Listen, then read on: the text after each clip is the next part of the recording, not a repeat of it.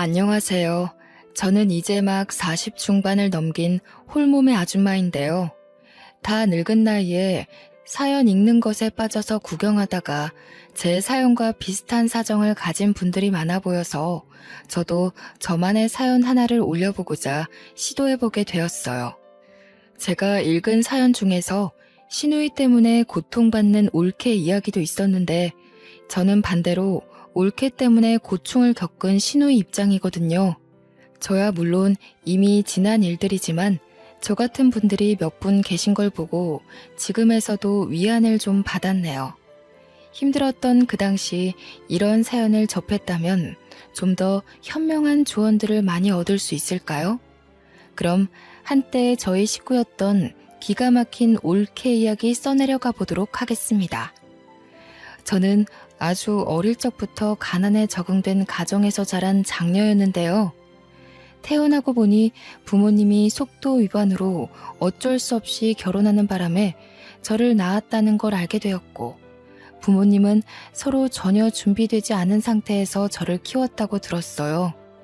물론 직접 부모님께 들은 얘기는 아니었고요. 부모님이 매일같이 싸우셨는데 그 목청들이 워낙 커서 다른 방에 있던 제게 들릴 수밖에 없는 대화들이었기 때문이었죠. 부모님 싸움을 지켜보는 건 시간이 흘러도 적응되는 일이 아니더군요.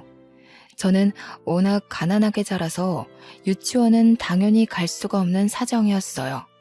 그래도 제가 어린 마음에 속으로 쾌재를 불렀던 건 교육 의무 때문에 어쩔 수 없이 초등학교는 다닐 수 있었다는 겁니다.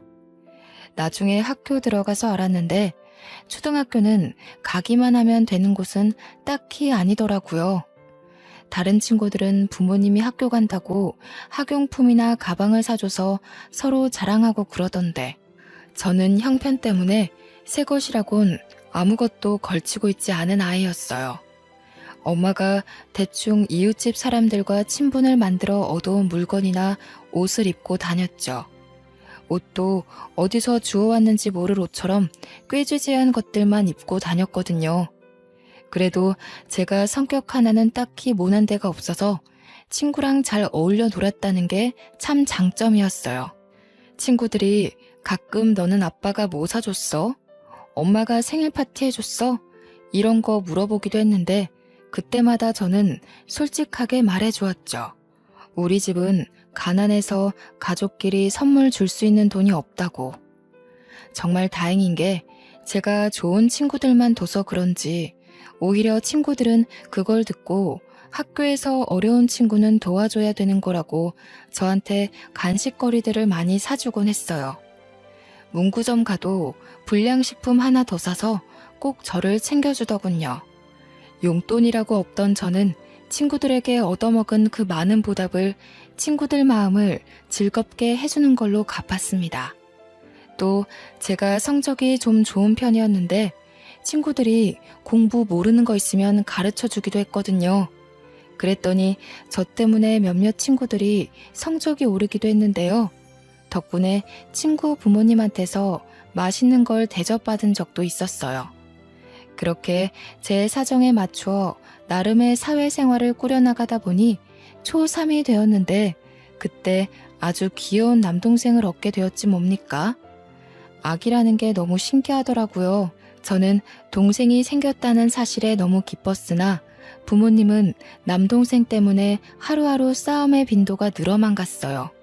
왜냐면 남동생 역시나 제가 태어나게 된 이유처럼 실수로 생겨버린 거였거든요. 아빠는 아이에 대한 일말의 애정도 없는지 엄마가 임신을 했다는 사실을 듣고 애 지우라며 생난리만 피웠어요. 아빠 생각도 이해는 해요. 아이 하나 키우는데 돈이 얼마나 많이 드는 줄 아는데 저 하나도 벅차하시는 부모님이 남동생까지 어떻게 돈 들여서 키우겠어요. 제 옷 살 돈도 없어서 저는 매일 얻어온 옷, 입었던 옷만 몇 번을 돌려 입는 판국이고 식비도 아낄 대로 아끼는 상황이었는데 입이 하나 더 늘어난 셈이니. 그런데도 엄마는 현재의 형편보다 이미 품어버린 남동생의 존재가 더 소중했나 봅니다. 아빠한테 손찌검을 당하면서까지 남동생을 끝까지 지켜서 결국 출산을 하게 되었어요. 남동생이 세상 밖에 나올 수 있었던 건 아득바득 우겨서 지켜낸 엄마의 공이 컸죠. 저도 동생을 은근 원했기에 자식을 죽이고 싶지 않던 엄마의 마음은 100% 이해했다만 사실 걱정이 안 되는 건 아니었어요. 일단 남동생이 태어났으니 엄마는 저한테 해줬던 것처럼 또 이웃집을 돌며 고생할 게 뻔했으니까요. 조금 생각이 자랐다고 저는 같은 여자의 엄마가 고생하는 게 싫었습니다. 그래서 제가 할 수 있는 만큼 엄마를 도울 생각이었죠. 초등학교 가서 많이 사귀어 놓은 친구들한테 혹시 못 입거나 안 쓰는 물건 있으면 나한테 줄 수 있냐고 해서 얻어냈어요. 친구들은 마치 아나바다 운동이라도 하는 것처럼 자기가 쓰던 용품을 자랑하며 내게 선물로 막 주곤 했죠. 갸륵하게 여긴 선생님도 제 사정을 알고 있었는데요. 선생님들 또한 자기 아이가 쓰던 용품이나 저에게 필요할 법한 물건들을 종종 챙겨주기도 했어요. 그렇게 살림용품들을 얻어올 때마다 엄마에게 차곡차곡 갖다 바쳤습니다. 엄마는 제가 아기 때 이후로 처음 저를 안아주며 칭찬했어요. 우리 철용이가 누나 하나는 잘 뒀네. 철용이만 하던 우리 딸이 언제 이렇게 커서 엄마를 돕기도 하고 엄마한테 이런 효도할 생각도 했을까? 내 새끼 덕분에 엄마가 너무 힘이 나. 그날은 매일 남동생을 돌보며 아빠한테서 아기를 지켜내기 바쁜 엄마가 저를 돌아봐 준 게 처음이기도 한 때였죠. 저도 엄마를 돕고자 하는 마음이 컸던 건 맞아요. 그러나 그것뿐만은 아니었고 남동생이 저와 10살 터울이기에 저 또한 아직 초등학생일 뿐이지만 제 눈엔 남동생은 완전 아기였거든요. 엄마와 함께 남동생을 보살펴야 하는 게 그땐 당연하다고 생각했어요. 그래서 저는 그렇게 엄마 못지않은 살림을 일찍부터 깨우치고 애 키우는데 열중하며 살았어요. 친구들과 노는 횟수를 확연히 줄여가면서요. 가끔 저도 친구들과 놀고 싶었으나 엄마를 생각하면 참게 되더라고요. 매일 아빠한테 욕까지 먹는 엄마가 불쌍했거든요. 저는 엄마가 시키지 않아도 남동생을 돌봤고 그 덕분인지 엄마는 소소한 부업과 동시에 짧은 시간대에 일할 수 있는 일거리들을 하러 외출도 가능하게 되었어요. 저와 엄마는 없는 돈이라도 꼼꼼히 모으고자 열심히 노력하며 살았는데 아빠는 저와 엄마가 애쓰고 있는 줄도 모르는지 매일 술만 마시면서 퍽하면 엄마한테 싸움을 걸더군요. 남동생 태어난 지가 언젠데 아직도 남동생을 기어코 낳았냐면서 독설을 했죠. 그럴 때마다 엄마는 바깥일 때문에 지치는 것도 견디면서 밤이 되면 아빠랑 싸우는데 에너지를 또 버렸습니다. 엄마는 밤새 쉬지도 못하고 울다가 다음날 일을 하러 나가곤 했어요. 아빠는 나이가 들수록 막장이 되어갔고 이젠 제가 점점 자라나니까 저한테까지 시비를 걸기 시작하더군요. 너 눈가를 왜 그렇게 떠? 뭘 그렇게 꼬라봐? 네 눈에도 이 애비가 돈도 못 벌고 맨날 술만 퍼마시니까 한심하디? 어디서 지 엄마랑 똑 닮은 눈가를 달고서 하늘 같은 아버지를 꼬라보는 거야? 아빠는 매일같이 제게 엄마의 모습을 빗대었고 네 엄마랑 너무 닮아서 얼굴 보기 싫다고 욕설을 섞어가며 고성을 질렀습니다. 저도 나이가 한두 살 먹다 보니 무서운 걸 떠나 이젠 아빠의 존재가 지긋지긋하더라고요. 정말 스트레스가 심할 때는 차라리 이 세상에서 사라져버렸으면 좋겠다는 생각도 했죠. 그렇게 아빠 노릇 한 번도 안 하면서 가장자격만 논하던 아빠는 이 거지살이 더 이상 못하겠다면서 가출을 해버렸어요. 저는 오히려 좋았습니다. 놀랍게도 아빠가 없는 그 다음 날부터 우리 집에 평화가 찾아왔거든요. 아빠가 우리에게 생활비를 벌어다 주는 것도 아니었어서 아빠의 빈자리가 전혀 애석하지 않았어요. 엄마는 속도 없는지 가끔씩 아빠 걱정을 했지만 저는 아빠가 이대로 돌아오지 않길 바랬어요. 그렇게 며칠이 지나고 저와 엄마는 어린 남동생 때문에 살림살이를 멈출 수 없었는데요. 그 덕분에 정신없이 사느라 아빠 존재는 진작에 잊을 수 있었어요. 엄마는 하던 일을 계속했고 저는 학교 공부와 병행하여 남동생을 더 극진하게 보살폈죠. 남동생은 하루가 멀다 하고 쑥쑥 자라났는데 엄마보다 제가 옆에 있는 시간이 더 많아서 그런가 엄마보다 제 품을 더 찾더라고요. 마치 저를 엄마로 생각하고 품에 파고들기도 했어요. 철용아, 엄마 서운하시겠다. 엄마가 철용이 맛있는 거 사주려고 일하다가 온 거야. 엄마 한 번 안아주자. 엄마가 철용이 주려고 붕어빵까지 사왔다니깐. 남동생은 이렇게 겨우겨우 설득해줘야 엄마한테 한 번씩 안기곤 했어요. 남동생이 저를 좋아해주는 건 고맙지만 가끔은 뼈 빠지게 고생하는 엄마한테 제가 다 미안하더라고요. 엄마는 그저 남매 사이가 좋아서 안심이라고 했지만요. 제가 기초수급자 신세로 고등학교까지 졸업을 하고 20살이 됐을 무렵 원래 몸이 안 좋았던 엄마는 그렇게 밤낮을 돈 벌면서 살아왔는데도 돈이 없어서 수술을 받지 못한 채 세상을 뜨게 되었어요. 그 와중에 남동생은 겨우 초3이었는데 그런 어린 남동생을 보듬어 안고서 며칠째 울었는지 몰라요. 엄마의 장례식은 무척 조용히 끝났습니다. 외가 쪽은 제가 태어날 때부터 없었고 친가는 아빠가 연락이 안 되니 전부 다 합을 맞춰 연락을 끊더라고요. 그렇게 남동생과 저 그리고 엄마를 가여워하신 이웃분들의 도움으로 장례를 마쳤습니다. 모든 걸 정리하고 집으로 돌아간 날 그 집안에 아빠가 있었는데요. 아빠는 웬 아줌마랑 같이 저와 남동생을 기다리고 있더군요. 그 아줌마가 아빠와 바람난 여자였다는 건 아주 뒤늦게 알았어요. 그래, 엄마 장례한다고 고생했다. 아빠가 소식을 늦게 들어서 이제 막 알았어. 다름이 아니라 너네 엄마가 사망보험금을 들고 있었는데 너희들도 자식이니 내가 마냥 모른 척 할 수만은 없더구나. 이 돈 엄마가 주는 거라 생각하고 철용이 키우는 데에 잘 사용해라. 그 당시 저는 사망보험금에 대한 지식이 전혀 없었던 사람이었어요. 아빠가 1,000만 원이 든 통장 하나를 주고 떠났는데 이웃분들의 설명을 듣고 아빠의 꾀임에 넘어갔다는 걸 알게 되었죠. 그래도 어쩌겠어요. 저는 저런 양아치 같은 아빠 자식으로 사느니 고아로 사는 게 나았을 정도로 아빠가 싫었는걸요. 엄마 사망보험금을 눈앞에서 도둑 맞았지만 그것보다 걱정인 건 남동생이었어요. 원래 살던 집까지 아빠 명의라서 빼앗기는 바람에 제 수중에 있는 돈 1,000만 원 말고는 아무것도 없었거든요. 일단 집이 있어야 해서 부동산 알아보고 가장 저렴한 옥탑방 하나를 찾아 겨우 월세로 들어가게 되었어요. 그리고 바로 일을 해야 했습니다.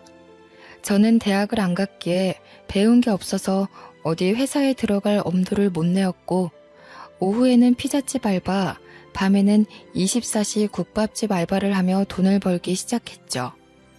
제가 인복이 좋은 건지 사장님들이 다 좋은 분이라 제 사정을 알고는 가끔 피자나 국밥을 챙겨줬는데 그걸 얻어서 남동생과 함께 먹었던 기억이 납니다. 저는 제게 드리는 돈 한 푼 없이 최대한 아껴서 남동생이 초중고를 무사히 마칠 수 있도록 키웠어요. 저처럼 살게 하고 싶지 않아서 대학까지도 꼭 보내주려 했는데 남동생이 고생하는 저를 생각해 대학을 포기해버리더라고요. 제가 설득해도 심지가 너무 굳건해서 결국 남동생 의견에 지고 말았죠. 남동생은 곧바로 공시 준비를 시작했고 알바를 병행했음에도 3년 만에 시청 공무원에 합격하는 노력을 보여줬어요. 덕분에 남동생이 벌어오는 급여가 우리 삶에 큰 도움이 되었고 저와 남동생은 벌어오는 돈을 함께 모아서 몇 년 후 작은 아파트로 이사 갈 수 있게 되었습니다. 누나, 나 때문에 어린 나이부터 진짜 많이 고생했어. 나 어렸지만 다 알고 있었어. 누나가 누나 삶 포기하면서까지 나한테 부모님이 되어줬다는 거. 그래서 이젠 내가 누나한테 효도하고 싶어. 누나가 뒷바라지 해준 거 보답하고 싶어서 이 집 명의는 누나 걸로 했어. 이 아파트 같이 돈 모아 샀다지만 솔직히 남동생 지분이 80%였습니다. 남동생이 산 거나 마찬가지인 거죠. 저야말로 그냥 받기 미안해서 왜 그랬냐고 했는데 제게 앞으로 힘만 돼주겠다는 남동생의 확고한 욕심에 저는 이 큰 보답을 받을 수밖에 없었어요. 기어다니면 제 품만 찾던 남동생이 언제 이렇게 커서 누나를 생각하는 어른이 되었는지 그날 너무 감격해서 한참 동생 품에서 울었답니다. 남동생이 30대 중반을 넘겼을 무렵 저한테 소개해주기 위해 결혼할 여자를 우리 집으로 데려왔는데요. 그 여자가 바로 추후에 올케가 될 사람이었죠. 올케 아빠가 제 남동생과 같이 시청에서 근무 중인 상사인데 제 남동생을 워낙 좋게 봐서 사위 삼고 싶다고 소개해줬다더라고요. 이제 막 대학을 졸업한 올케는 남동생과 나이 차이가 꽤 났어요. 올케는 말수가 적은 편인지 한참 어른인 제 앞에서 말을 잘 못하더군요. 남동생이 대신 올케의 생각을 전달하는 식의 대화를 주로 나누는 게 좀 의아했어요. 그래도 저는 남동생이 행복하게 지낼 수만 있으면 됐기에 남동생이 좋다고 하면 무조건 허락해줄 생각이었습니다. 둘은 잘 돼서 결혼까지 하게 되었고 올케 집에서 우리 동네 근처로 신혼집을 마련해준 덕에 남동생은 작은 혼수만 준비해서 신혼집에 들어갔어요.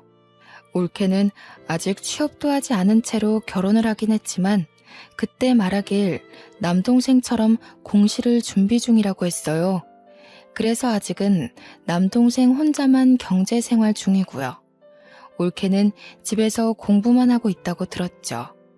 제가 그 당시 요구르트 일을 하고 있었는데요. 한참 요구르트 장사가 안 되고 있던지라 남동생이 정기 신청해주고 있거든요. 그래서 저는 일주일에 한 번씩 남동생 집에 요구르트 배달을 다녔어요. 한 번은 올케 공시 준비가 궁금해서 요구르트 주면서 올케한테 슬쩍 공부는 잘 되어가냐고 물어봤는데 지금 쉬고 있는 거 안 보이세요? 안 그래도 개인적인 일 때문에 스트레스 받아 죽겠는데 형님은 사람 표정도 못 읽어요? 요즘 애들한테는 그런 꼰대 질문하면 욕먹어요. 무슨 말을 그렇게 해, 올케. 나는 그냥 올케가 학교 졸업하고 공시 준비하느라 힘들까봐 걱정돼서 공부 때문에 힘들면 살림도 어려우니까 내가 반찬이라도 좀 보내주려고 그랬지. 꼰대라니. 됐으니까 요구르트 올려두고 그냥 가세요. 지금 형님 말 상대해줄 기운 없거든요. 참, 그리고 요구르트 말인데요. 먹는 사람 없어서 냉장고에 한가득 쌓여있는데 유통기한만 자꾸 지나고 있는 상태라 이제 그만 신청 끊었으면 해요. 남편이 너무 착해서 형님한테 차마 그런 말 못하는 것 같길래 제가 대신 말씀드리는 거예요. 올케는 결혼하고 나서부터 엄청 예민하게 변해갔어요. 낯가려서 말도 잘 못하는 줄 알았던 사람으로 봤는데 예의 없게 비속꽂는 말을 얼마나 잘하는지. 결혼 전에 제가 봤던 아이가 맞나 싶더라고요. 그렇다고 별 수 있나요? 아무래도 공부 때문에 스트레스가 많은가 보구나 하고 대충 사과한 뒤 집을 나왔죠. 결혼 전후가 너무 천지 차이라 저는 아직 올케의 변한 모습이 익숙하지 않았거든요. 올케가 못된 것이 아니라 공시 준비 때문에 스트레스가 극심한 거다라고 생각하는 게 더 편했습니다. 한날은 제가 요구르트 배달하다가 아파트 주차장에서 교통사고를 당했는데 큰 사고는 아니었고 종아리뼈에 금이 가서 다리 한쪽을 깁스하게 된 정도였어요. 목발 신세가 되었어도 일상에는 그리 문제되진 않았지만 단지 경제 활동을 중단해야 해서 생활비가 걱정이었죠. 그런데 미안하고 고맙게도 남동생이 당연하게 생활비를 보태주겠다고 하는 겁니다. 남동생이 제가 일 다시 시작할 수 있을 때까지만 도와주겠다고 해서 계속 거절할 수도 없고 염치 없지만 알겠다고 했어요. 저도 도움이 필요한 상황이었기에 남동생 제안을 완강하게 거절하지 못하겠더라고요. 그 옆에는 올케가 함께 있었는데요. 올케는 아픈 저를 두고도 못마땅한 표정을 짓고 앉아선 말도 안 하고 자리만 축내다가 돌아갔어요. 언제부턴가 느낀 거지만 올케가 남동생이 제게 돈을 쓰는 걸 싫어하는 티를 내기 시작하는 거 있죠. 요구르트 신청도 어찌 보면 남동생이 저한테 돈 드리는 거나 마찬가지잖아요. 그 얼마 안 되는 걸 굳이 끄는 것도 설마 돈 때문인가 싶은 생각이 점점 들게 만들더군요. 교묘하게 남동생 몰래 제 눈에만 그 예의 없는 모습을 드러내는 것 같은데 제 착각이라고 하기엔 갈수록 올케의 말들이 대놓고 독해지는 걸 느꼈어요. 저번에 보내주신 장아찌 반찬 있잖아요. 배달 과정에서 쏟아졌는지 집안까지 냄새가 엄청 번져서 냄새 빼는 데만 일주일이 걸렸어요. 먹지도 못하고 다 버렸잖아요. 남편도 냄새 난다고 치우라더라고요. 버렸다고? 아니, 조금 쏟아져도 먹을 수는 있어. 원래 국물 없이도 먹는 장아찌야. 철용이가 그걸 얼마나 좋아하는데 그 아까운 걸 버리면 어떡하니? 차라리 나한테 바로 말하지 그랬어. 남편이 싫어했다니까요.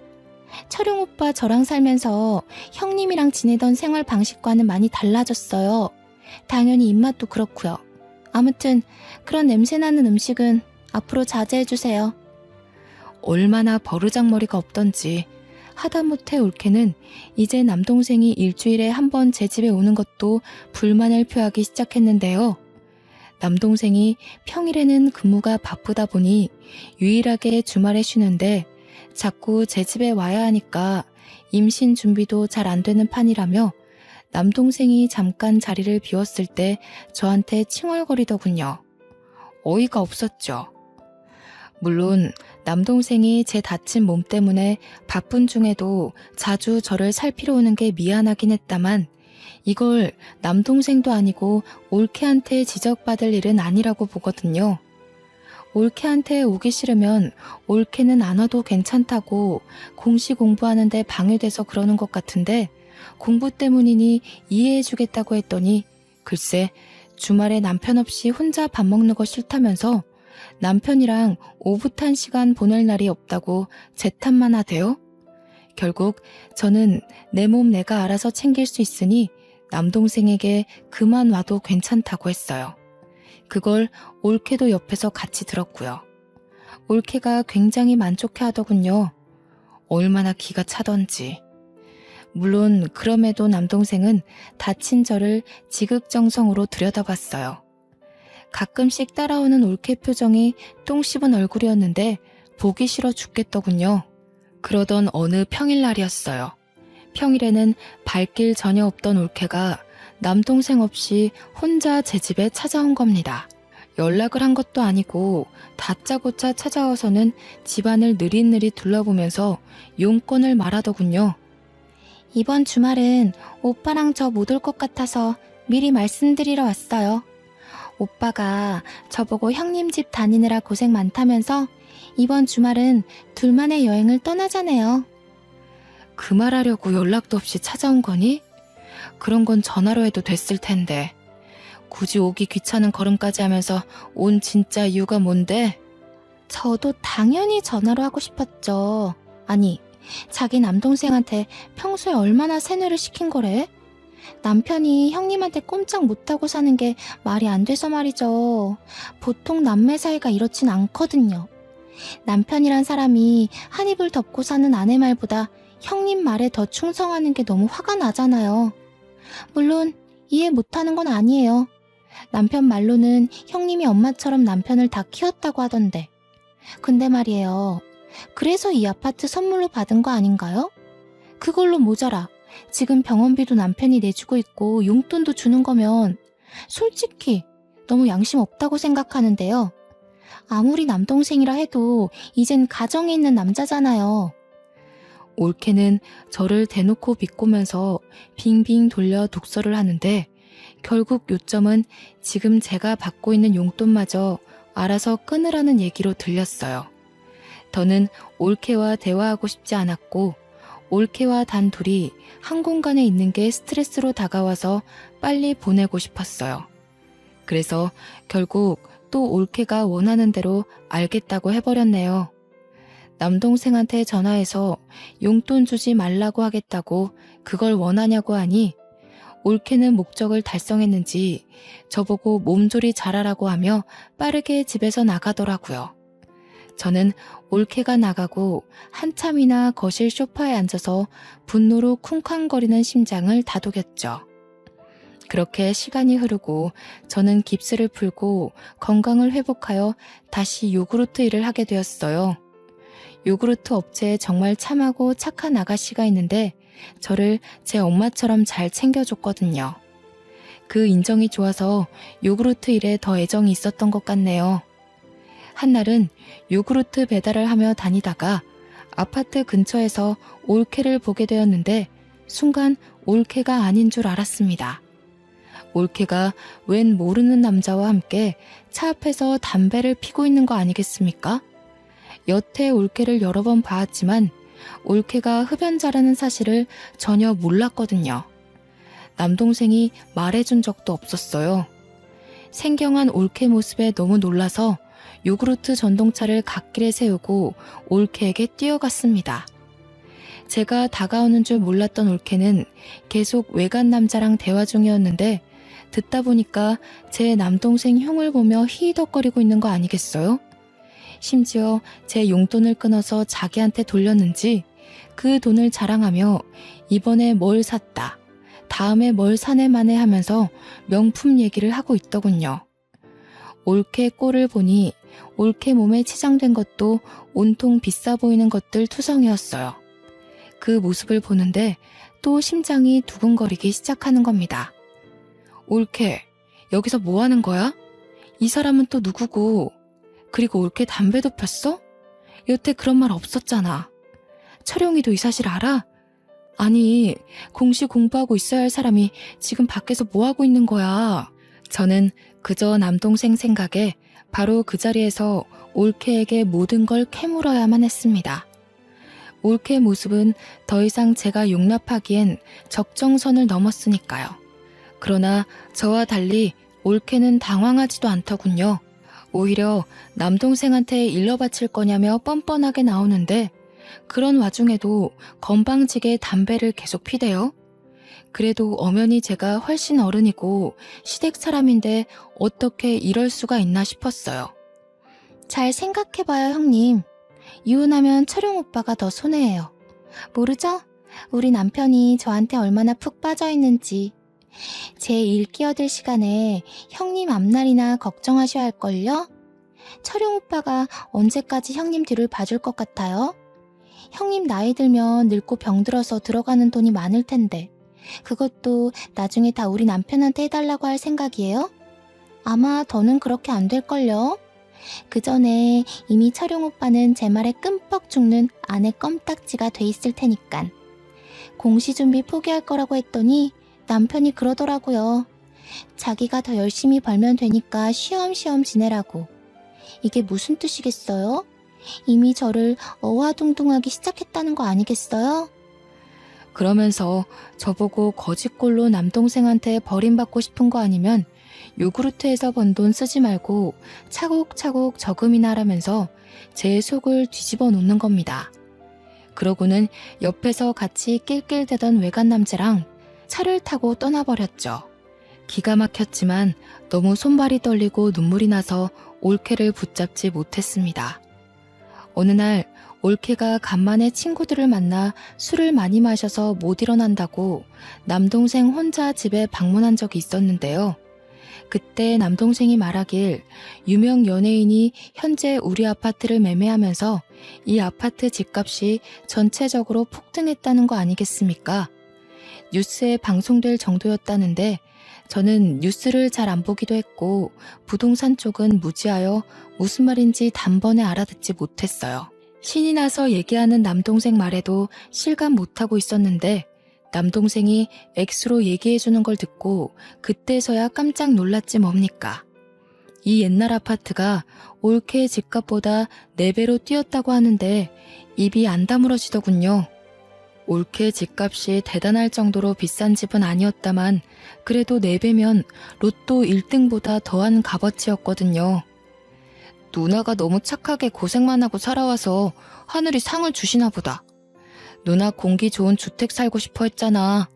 이 아파트 팔고 좋은 주택 구해서 쉬엄쉬엄 할 수 있는 일을 찾아보자. 혹시 새로 배우고 싶은 건 없어? 참, 누나 학교 다닐 때 공부 잘했지.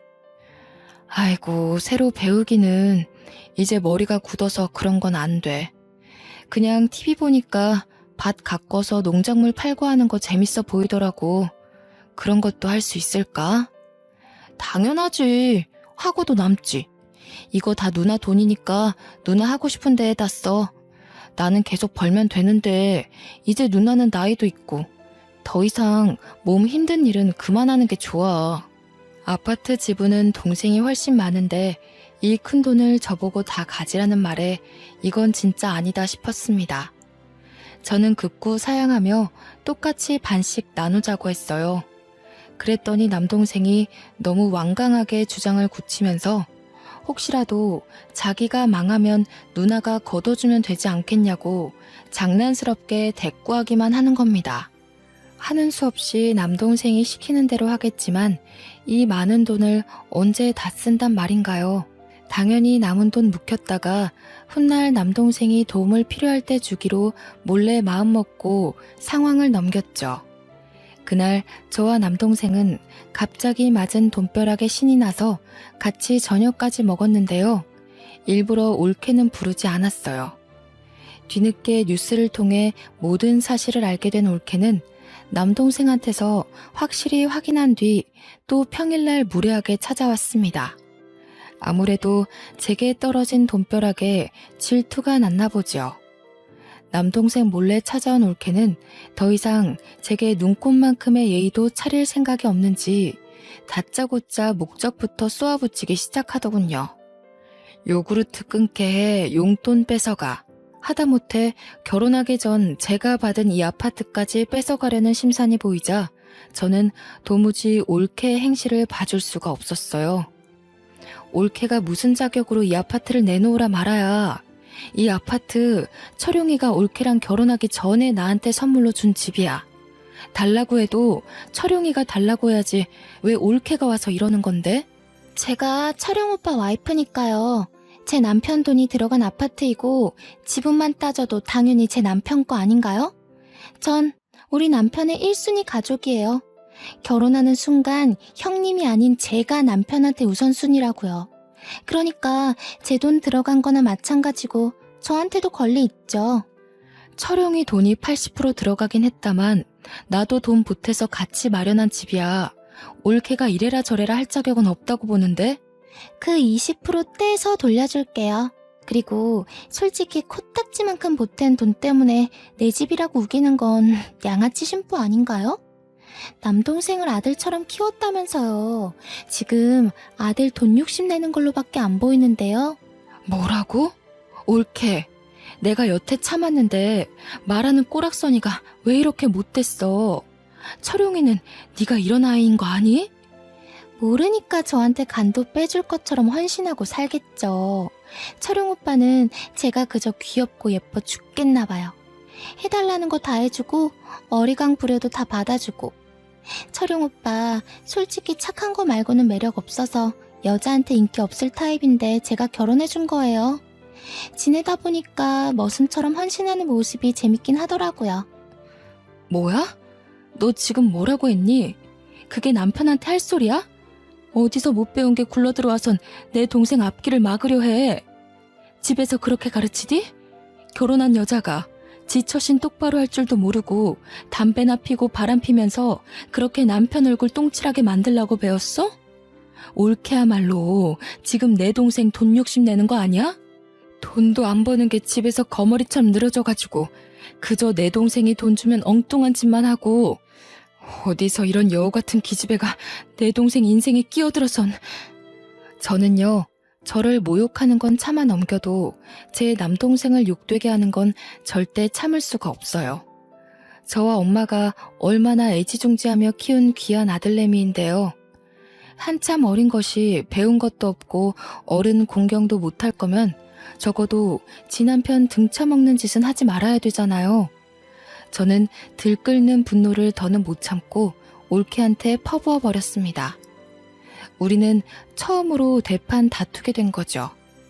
제가 말로 조금 덤볐더니 글쎄 이 어린 것이 더 건방지게 나오는 거 아닙니까? 올케가 인정사정 없이 제 뺨을 치는데 올케의 덩치가 저보다 커서 저는 그 힘에 밀려 넘어지고 말았어요. 웃기네. 꼴의 어른이라고 대우해주려 했더니 다 늙은 아줌마가 주제도 모르고. 내 남편 앞길 막고 있는 사람이 누군데? 남동생 돈 빨아먹는 기생충이 어디다 대고 여우라는 거야 지금? 그때 뭐 하는 짓이냐고 소리치며 들어온 사람이 있었는데 다름 아닌 남동생이었습니다. 주택 알아본다고 며칠 저와 연락을 자주 했는데 마침 부동산에서 오늘 시간 된다는 말에 반차를 쓰고 기쁜 마음으로 저를 찾아온 거였더라고요. 그런데 신발장에서 올케 신발을 받고 집안에서 큰 소리가 나길래 들어왔더니 방에서 나는 소리라는 걸 알고 내내 듣고 있었다고 하는 겁니다. 올케와 제가 나눈 대화들을 처음부터 들은 것 같더군요. 남동생이 나타나자 올케는 눈에 띄게 당황하며 어쩔 줄 몰라 서 있었어요.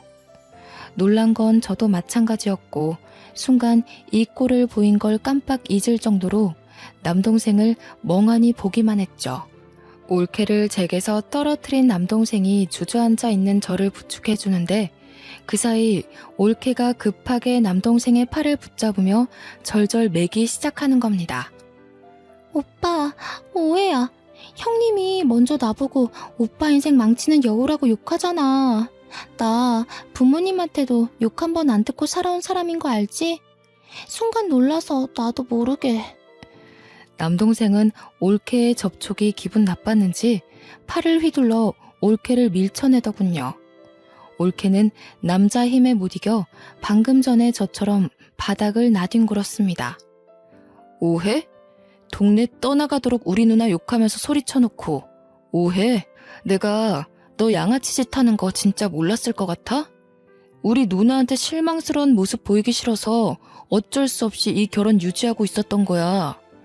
네가 진작에 형편없는 여자라는 거 알았는데도 누나 생각해서 참고 살았다고. 알고 있었다니?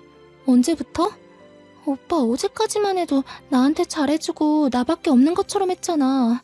설마 형님이 꼰질렀어요? 제 남편한테 꼰질러서 저랑 제 남편 사이 망치려고 했던 거예요? 항상 이런 식이었구나.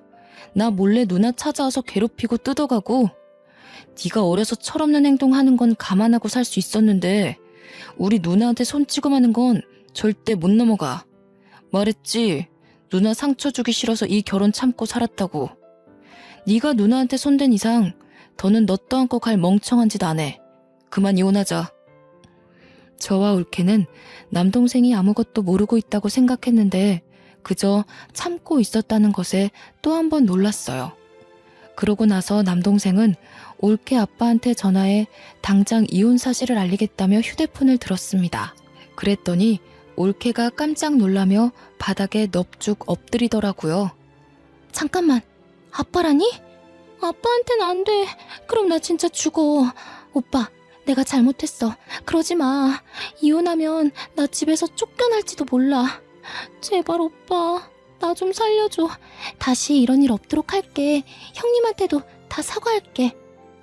올케가 남동생을 붙잡고 사정하며 빌기 시작하는데 너무 비굴해서 보고만 있는데도 제가 다 수치스럽더군요. 듣자 하니 사돈 어른은 엄청 바람직한 사람인데 결혼하기 전에 한번 올케의 양아치짓 해결해서 넘어가 준 적이 있었다고 하네요. 대신 한 번 더 망나니 짓 하면 호적에서 판다고 했다는데 그 말이 허풍은 아닌가 봅니다.